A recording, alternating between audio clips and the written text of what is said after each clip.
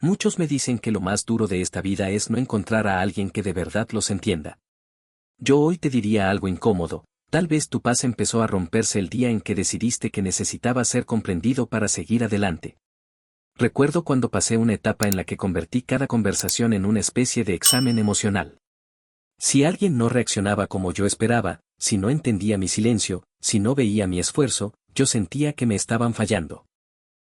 Me dolía más de lo que admitía. Me repetía que el problema era la falta de empatía de los demás.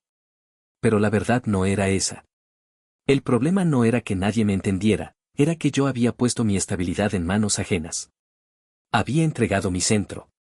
Había hecho de la comprensión externa una condición para poder estar bien conmigo. Y eso cansa. Cansa explicar de más. Cansa justificar lo que sientes. Cansa vivir con la esperanza de que alguien por fin diga la frase exacta que te acomode por dentro. Porque mientras esperas esa validación, tú no avanzas. Tú te quedas detenido. Tú suspendes decisiones, hábitos, límites y cambios profundos solo porque nadie parece captar lo que te pasa. Con el tiempo entendí algo, ser entendido se siente bien, pero no puede ser tu combustible. Si tu motor depende de que otros te lean el alma, te vas a quedar parado demasiadas veces. Uno madura cuando deja de pedir permiso emocional para crecer.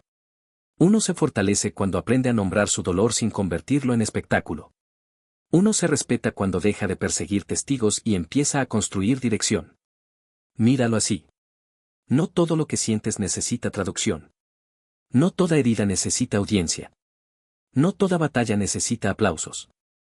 Hay procesos que se limpian en silencio. Hay decisiones que se vuelven más firmes cuando dejan de discutirse. Hay cambios que solo empiezan de verdad cuando ya no quieres convencer a nadie. Cada vez que esperas comprensión para actuar, pospones tu vida. Cada vez que haces de la explicación una rutina, debilitas tu criterio. Cada vez que mendigas claridad emocional, te alejas de tu propia voz. Entonces haz tres cosas: observa quién eres sin narrarte tanto, decide lo que toca aunque nadie lo celebre, y sostén tu proceso sin volverlo una negociación. Porque la calma no llega cuando todos te entienden. La calma llega cuando tú ya no dependes de esa aprobación para caminar. La necesidad de ser entendido es una jaula elegante, parece afecto, pero muchas veces es renuncia. ¿Y si el verdadero cansancio no viene de todo lo que te pasa, sino de todo lo que finges para que no te rechacen? La máscara no te protege, a veces solo te separa de la parte de ti que más necesita respirar. Recuerdo una etapa en la que yo me adaptaba a cada ambiente con una rapidez que hasta parecía virtud. Cambiaba el tono, cambiaba la postura, cambiaba incluso mis opiniones más profundas para no incomodar. Si estaba con gente dura, me volvía frío. Si estaba con gente exigente, me volvía perfecto. Si estaba con gente distraída, me volvía ligero. Y por fuera funcionaba. La gente me aceptaba. La convivencia era más fácil. Pero por dentro algo se iba aflojando. La verdad, al final del día yo ya no sabía cuál de todas esas versiones era la mía. Ese es el costo oculto de querer ser entendido por todos, empiezas a editarte tanto que terminas desapareciendo. No es conexión, es administración de imagen. No es paz, es vigilancia constante. No es amor propio, es diplomacia emocional llevada al exceso. Y el alma se agota cuando tiene que producir personajes para sobrevivir. Yo también pensé eso, que madurar era aprender a encajar. Pero no. Madurar no es encajar en todas partes. Madurar es dejar de deformarte para que otros no se incomoden con tu verdad. Eso no significa volverte agresivo ni caprichoso. Significa dejar de negociar lo esencial. Significa hablar más claro. Significa soportar que no todos te aprueben. Fíjate en esto. Cuando finges demasiado, te acostumbras a traicionarte en cosas pequeñas. Dices no importa cuando sí importa. Dices estoy bien cuando estás agotado. Dices da igual cuando te dolió. Y esas frases, repetidas muchas veces, se convierten en distancia interior. Por eso uno no se pierde de golpe. Uno se pierde por pequeñas concesiones repetidas. Cada vez que escondes lo que de verdad piensas, entrenas miedo. Cada vez que suavizas tu límite para no incomodar, entrenas dependencia. Cada vez que cambias tu esencia por aceptación, entrenas vacío. Entonces empieza distinto, di menos cosas que no sientes, acepta menos lugares donde debes actuar para ser querido, y honra más lo que tu cuerpo ya sabe cuando algo no te hace bien. No necesitas volverte difícil. Necesitas volverte honesto. No necesitas ganar todas las discusiones. Necesitas dejar de discutir contigo cada vez que eliges agradar. No necesitas que el mundo te confirme quién eres. Necesitas dejar de prestarle a todos el derecho de definirte.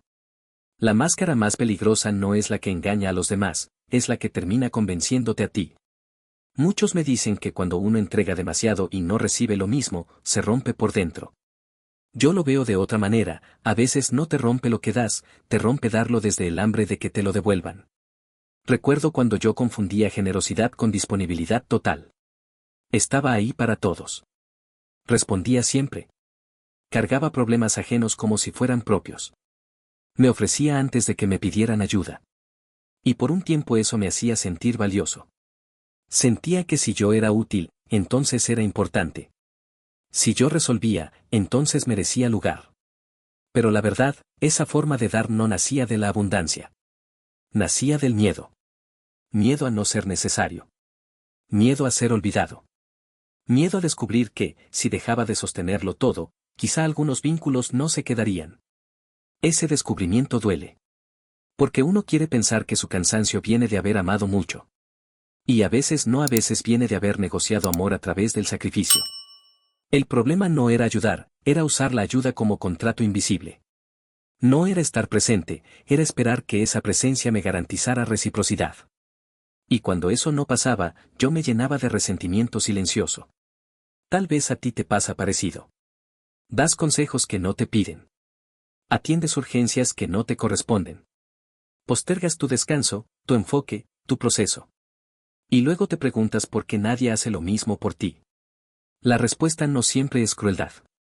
A veces simplemente enseñaste a los demás que tú siempre ibas a estar incluso cuando te estabas abandonando. Dar con dignidad es distinto. Dar con dignidad no vacía tu centro. Dar con dignidad no compra cariño. Dar con dignidad no convierte tu entrega en un cobro emocional diferido. Tú puedes ser noble sin ser consumible. Tú puedes ser amable sin ser invadable. Tú puedes estar para otros sin dejar de estar para ti. Cada vez que das para ser elegido, te debilitas. Cada vez que das para evitar el rechazo, te traicionas. Cada vez que das sin medida, le enseñas al mundo a tomarte sin cuidado. Por eso necesitas 3 decisiones simples: ayudar solo donde tu paz no se rompa, decir que no antes de llegar al desgaste, y dejar de confundir culpa con bondad. La ayuda que nace del vacío pide factura, la que nace de la dignidad sabe retirarse a tiempo. ¿Y si esa herida que sigues nombrando no está pidiendo más análisis, sino más disciplina? No siempre te falta comprensión emocional, a veces te falta estructura para no volver al mismo pozo.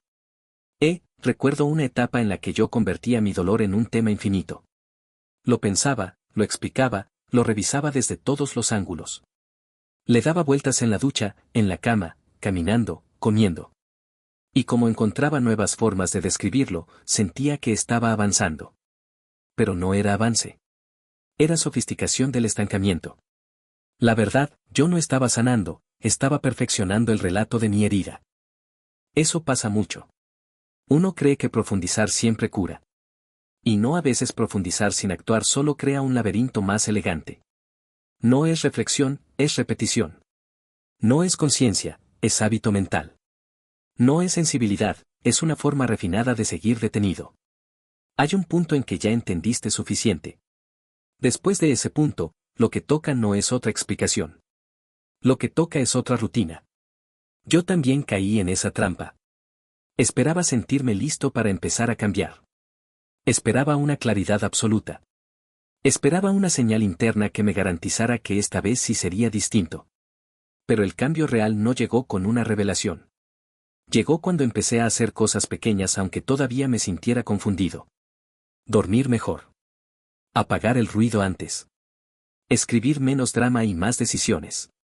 Salir a caminar aunque no tuviera ganas. Volver a mi palabra aunque mi emoción no acompañara. Tú no necesitas entenderte por completo para corregirte un poco. Tú no necesitas resolver toda tu historia para ordenar tu mañana. Tú no necesitas cerrar todas las heridas para empezar a vivir con más rectitud. Esa fantasía de cuando lo comprenda del todo, entonces cambiaré es peligrosa porque posterga la responsabilidad. Y mientras tanto, los hábitos siguen mandando. Cada vez que conviertes tu dolor en identidad, lo alimentas. Cada vez que pospones la acción hasta sentirte inspirado, te vuelves dependiente del estado de ánimo. Cada vez que sustituyes disciplina por introspección interminable, te alejas de la salida. Entonces prueba esto, reduce el drama de tus pensamientos, aumenta la precisión de tus horarios, y respeta 3 compromisos simples por más pequeños que parezcan. La mente explica, la disciplina transforma. La emoción avisa, la conducta decide. El pasado influye, no administra tu siguiente paso. No te pido dureza vacía. Te pido respeto por tu energía. Porque cuando un día por fin dejas de contarte tanto y empiezas a sostenerte mejor, descubres algo poderoso, no estabas condenado, estabas desordenado. La herida habla fuerte, pero el hábito habla todos los días. Muchos me dicen que les cuesta soltar porque todavía aman, porque todavía recuerdan, porque todavía les importa. Yo aprendí algo más áspero, a veces no te ata el amor, te ata la costumbre de volver a donde ya perdiste dignidad. Recuerdo cuando me aferré a una relación que ya no me daba paz, aunque no hablo solo de una relación de pareja. También puede pasar con amistades, dinámicas familiares, entornos donde uno insiste por historia, por lealtad, por nostalgia. En aquel tiempo yo me decía que estaba siendo paciente. Yo me decía que estaba dando otra oportunidad. Yo me decía que estaba defendiendo algo valioso. Pero la verdad, en el fondo, yo solo no quería aceptar que ya había terminado algo que mi orgullo seguía intentando reparar. Hay una diferencia importante entre amar y perseguir. Amar cuida. Perseguir desgasta. Amar observa. Perseguir insiste. Amar puede esperar con dignidad. Perseguir se arrastra con esperanza. Y cuando uno no distingue eso, termina llamando profundidad a una forma silenciosa de humillación. Te quedas donde ya no hay reciprocidad porque admitir la realidad te obliga a cambiar de vida. Y eso asusta. Lo entiendo. Soltar no duele solo por lo que pierdes. Duele por lo que tienes que reconstruir después. Tus rutinas, tu identidad, tus expectativas, hasta la manera en que imaginabas el futuro. Por eso muchos no se quedan por amor. Se quedan por pánico a la reconfiguración. Se quedan porque el vacío del cambio parece peor que la incomodidad conocida. Pero mira esto con honestidad. No es fuerza insistir siempre. A veces la fuerza es aceptar que ya no te corresponde tocar una puerta cerrada. No es noble esperar eternamente. A veces lo noble es retirarte sin ensuciar más tu autoestima. No es fidelidad quedarte donde debes rebajarte para sostener el vínculo. Eso no es lealtad. Eso es abandono de ti. Cada vez que justificas el maltrato por la historia compartida, te enseñas a tolerar menos de lo que mereces. Cada vez que regresas a un lugar donde tu paz se deteriora, refuerzas la costumbre del autoabandono. Cada vez que llamas amor a la insistencia unilateral, confundes apego con profundidad. Entonces recuerda 3 reglas: no vuelvas a donde debes convencer para ser tratado con cuidado, no llames paciencia a la espera que te marchita, y no cambies tu valor por la ilusión de recuperar lo perdido. Hay despedidas que no se hacen para olvidar al otro, sino para volver a encontrarte a ti. ¿Y si la razón por la que te sientes pequeño no es todo lo que te falta, sino todo lo que comparas? La comparación no te informa, muchas veces te hipnotiza. Recuerdo una etapa en la que yo medía mi vida con reglas ajenas. Miraba el avance de otros y luego miraba el mío como si estuviera viendo un fracaso en tiempo real. Si alguien parecía más seguro, yo me sentía atrasado. Si alguien lograba algo antes, yo pensaba que ya había perdido mi momento. La verdad, vivía acelerado por historias que no me pertenecían. Y lo peor no era la envidia. Lo peor era la desconexión. Ya no podía escuchar mi propio ritmo porque estaba demasiado ocupado escuchando el ruido de la carrera ajena. Ese veneno es sutil. No siempre llega como celos evidentes. A veces llega como urgencia, como impaciencia, como desprecio por los procesos lentos. Empiezas a creer que lo valioso tiene que verse pronto. Empiezas a pensar que si no impresionas, no avanzas. Empiezas a sentir vergüenza por construir sin espectáculo. Y entonces alteras tus tiempos, tomas decisiones inmaduras, fuerzas resultados. No por convicción, sino por presión visual. Yo también pensé eso, que mi problema era falta de capacidad. Pero no. Muchas veces mi problema era exceso de referencia externa. Estaba tan pendiente de lo que brillaba en otros que ya no distinguía lo que sí estaba creciendo en mí. Y eso es grave, porque cuando tú no reconoces tu proceso, lo abandonas. Cuando no respetas tu etapa, la boicoteas. Cuando no aceptas tu ritmo, conviertes el desarrollo en castigo. La vida profunda casi nunca parece rápida desde afuera. Un carácter firme tarda. Un criterio sólido tarda. Una disciplina estable tarda. Lo que madura de verdad no siempre seduce en sus primeras fases. Por eso compararte con resultados ajenos cuando tú apenas estás construyendo fundamentos es una manera elegante de maltratarte. Cada vez que te comparas desde la ansiedad, pierdes claridad. Cada vez que aceleras por vergüenza, pierdes precisión. Cada vez que desprecias lo pequeño, traicionas el proceso que un día te va a sostener. Entonces haz esto, mide tu avance por consistencia, no por velocidad, por honestidad, no por aplausos, por estructura interna, no por visibilidad. No es que vayas tarde. Es que estás mirando el reloj equivocado. No es que seas menos. Es que te estás evaluando desde un escenario que no es el tuyo. No es que tu camino sea pobre. Es que aún no aprendiste a ver la riqueza de lo que crece sin ruido. La comparación convierte semillas en fracasos porque les exige florecer con el calendario de otro jardín. Muchos me dicen que quieren volver a confiar en sí mismos, pero que ya se fallaron demasiadas veces. Yo aprendí esto, la confianza no vuelve cuando te perdonas con palabras, vuelve cuando dejas de traicionarte en lo pequeño. Recuerdo cuando hacía promesas personales con una facilidad impresionante. Mañana empiezo. Esta vez sí cumplo. Desde ahora voy a cambiar. Y por unas horas me lo creía. Sentía alivio solo con formular la intención. Pero luego llegaba el momento concreto, levantarme cuando dije que me levantaría, apagar lo que me distraía, sostener un límite, terminar lo que empecé. Y ahí fallaba. No por incapacidad total. Por indulgencia repetida. Por negociaciones mínimas. Por ese pensamiento blando que te dice, solo hoy no pasa nada. La verdad, sí pasa. Pasa que tu palabra pierde peso ante tus propios ojos. Y ese desgaste no se ve de inmediato. No haces un escándalo por faltarte. No escribes una carta de traición por abandonar tus planes. Pero el cuerpo lo registra. La mente lo aprende. La identidad lo archiva. Empiezas a verte como alguien que siente mucho y concreta poco. Como alguien que desea bien, pero sostiene mal. Y entonces cuando necesitas fuerza real, ya no te crees. La confianza en uno mismo no es un estado emocional mágico. Es evidencia acumulada. Es memoria conductual. Es la experiencia repetida de comprobar que si te dices algo, intentas honrarlo. Por eso recuperarla no requiere discursos grandiosos. Requiere reconstrucción paciente. Requiere exactitud. Requiere menos épica y más consistencia. Empieza por donde nadie aplaude. Tiende tu cama si dijiste que lo harías. Llega a tiempo aunque nadie te espere. Termina una tarea sin premiarte antes. Habla menos de tus planes. Cuida la hora en que duermes. Respeta una pequeña rutina incluso en días mediocres. Parece simple, pero ahí se repara una fractura profunda, la relación entre tu intención y tu conducta. Cada vez que te prometes mucho y ejecutas poco, debilitas tu identidad. Cada vez que justificas el autosabotaje con cansancio emocional, refuerzas impotencia. Cada vez que cumples algo pequeño, recuperas territorio. Entonces usa esta regla, promete menos, cumple más, explica menos, ejecuta más, fantasea menos, repite más.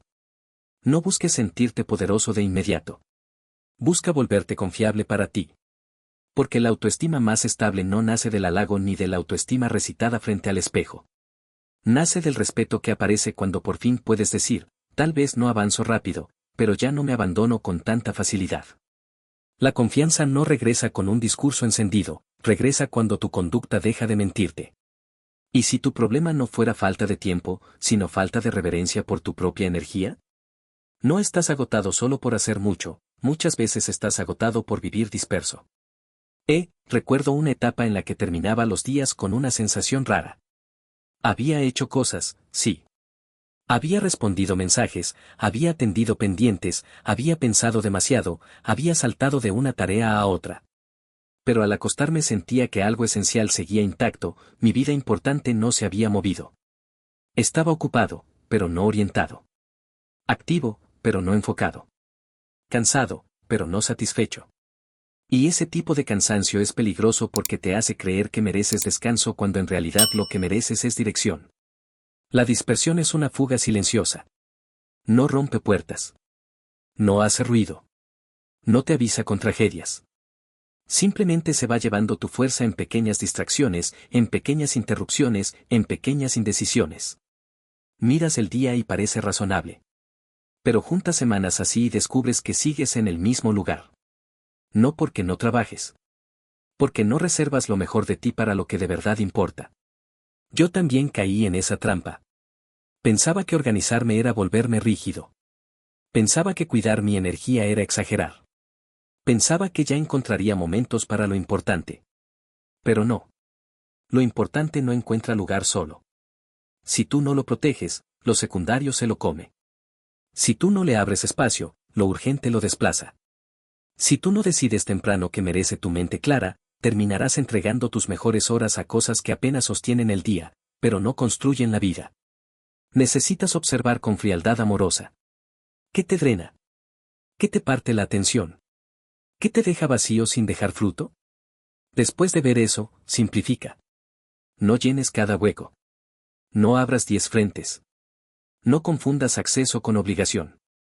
Tu energía no es infinita. Tu atención no es neutra. Tu enfoque es un recurso moral, no solo productivo. Cada vez que regalas tus primeras horas al ruido, pierdes profundidad. Cada vez que dices sí a todo, dispersas tu fuerza. Cada vez que trabajas sin jerarquía, conviertes el esfuerzo en desgaste.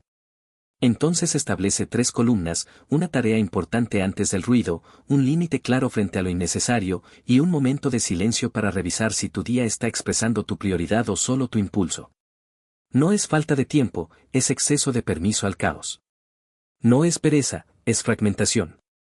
No es debilidad, es desorden sostenido. Y cuando empiezas a cuidar tu energía como algo sagrado, dejas de vivir reaccionando y empiezas a vivir eligiendo. La paz no siempre viene de descansar más, a veces viene de desperdigarte menos. Muchos me dicen que tienen miedo de empezar de nuevo porque ya no están en la etapa ideal, porque sienten que perdieron tiempo, porque les pesa todo lo que no hicieron. Yo te diría esto, no te envejece el tiempo perdido, te envejece seguir usándolo para castigarte. Recuerdo cuando tuve que aceptar que varias cosas en mi vida no estaban donde yo imaginé que estarían. Algunas decisiones llegaron tarde. Algunos hábitos tardaron demasiado en formarse. Algunas renuncias debí haberlas hecho antes. Y al principio eso me llenó de vergüenza. La verdad, me hablaba con una dureza que no le permitiría a nadie más. Sentía que todo nuevo intento estaba manchado por mi historial. Como si el pasado le hubiera quitado legitimidad a cualquier esfuerzo futuro. Pero eso es mentira. Una mentira cruel. El pasado puede darte consecuencias, sí. Puede dejarte marcas, sí. Puede exigirte paciencia adicional, sí. Pero no te quita el derecho de reconstruirte. No te invalida. No te expulsa de la posibilidad. El problema no era que hubiera tardado. El problema era seguir usando el retraso como identidad. Seguía diciendo soy alguien que arruina las cosas en vez de decir soy alguien que llegó tarde a entender, pero ya entendió. Hay una diferencia enorme entre cargar memoria y cargar condena.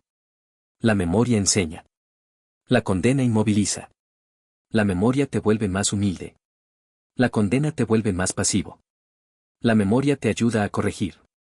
La condena te obliga a repetir porque te convence de que no puedes ser distinto. Tú no necesitas borrar tu historia para empezar mejor. Necesitas dejar de usarla como prueba permanente en tu contra. Si cometiste errores, estudia el patrón. Si perdiste tiempo, protege el que queda. Si te equivocaste con personas, decisiones o ritmos, deja que el aprendizaje madure en forma de criterio, no en forma de vergüenza infinita. Cada vez que conviertes tu retraso en identidad, te paralizas. Cada vez que usas el remordimiento como rutina, desperdicias lo poco o mucho que todavía tienes. Cada vez que vuelves a empezar con humildad real, recuperas poder. Entonces haz lo necesario, nombra el error sin dramatizarlo, diseña un paso nuevo sin prometer milagros, y honra la etapa presente aunque no se parezca al plan original. No es tarde para lo esencial si hoy dejas de negociar con tu cobardía. No es tarde para la dignidad si hoy dejas de servirle al pasado como juez. No es tarde para crecer si aceptas que la madurez no siempre llega a tiempo, pero cuando llega, merece obediencia. El tiempo perdido pesa menos cuando deja de sentarse en el volante. ¿Y si la verdadera soledad no fuera estar sin gente, sino vivir desconectado de tu propia compañía?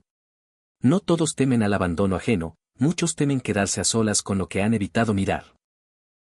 Recuerdo una etapa en la que buscaba ruido para no escucharme. Música siempre encendida. Pantallas abiertas. Conversaciones innecesarias. Cualquier cosa que llenara el espacio. Yo decía que me gustaba la compañía, pero la verdad es que no soportaba ciertos silencios. Porque en el silencio aparecían preguntas incómodas. ¿Por qué sigues aceptando menos? ¿Por qué sigues corriendo sin rumbo? ¿Por qué sigues posponiendo la conversación seria contigo? Entonces hacía lo que muchos hacen, volvía a distraerme. No porque estuviera bien. Porque temía lo que el silencio podía revelar.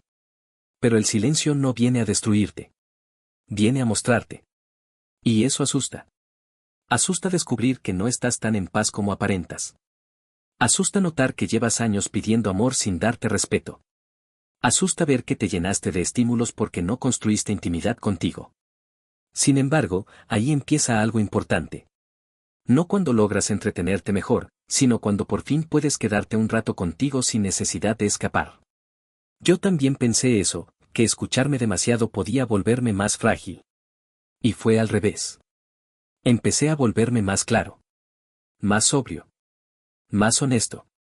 Porque cuando uno se sienta consigo sin maquillaje, sin excusas, sin audiencia, empieza a distinguir qué es tristeza, qué es ego herido, qué es miedo, qué es intuición. Y esa diferencia vale oro. Porque una cosa es sentir mucho. Otra muy distinta es entender lo que sientes para no obedecerlo ciegamente. Hazte compañía de verdad. No con autoindulgencia vacía. No con frases bonitas que niegan la realidad. Hazte compañía con presencia. Con observación. Con preguntas precisas. ¿Qué estás tolerando? ¿Qué estás evitando? ¿Qué decisión sigues pateando? Luego escucha sin teatro. Sin sentencia. Sin victimismo. Cada vez que huyes del silencio, pospones claridad. Cada vez que llenas todos los vacíos, debilitas tu profundidad. Cada vez que aprendes a estar contigo con honestidad, recuperas dirección. Entonces practica 3 cosas: un momento diario sin estímulos, una escritura breve pero sincera, y una pregunta incómoda que no esquives. No necesitas aislarte del mundo. Necesitas dejar de usar al mundo como escondite. Porque una persona que aprende a habitarse ya no mendiga tanta atención, ya no confunde compañía con salvación, ya no busca desesperadamente a quien la entienda para sentir que existe. Quien no soporta su propio silencio termina obedeciendo cualquier ruido. Muchos me dicen que quieren sanar para volver a ser quienes eran antes. Yo no creo que ese sea el camino. No estás llamado a regresar a tu versión anterior, estás llamado a construir una más sobria, más consciente y menos dependiente. Recuerdo cuando yo también soñaba con volver a mí.